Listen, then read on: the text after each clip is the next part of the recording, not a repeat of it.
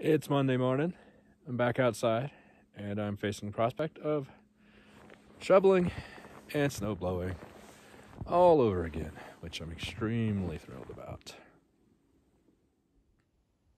So last night the snow was up to that 2.5 foot mark, which means that overnight all of this snow settled, which is going to make shoveling it and blowing it a real pain in the ass.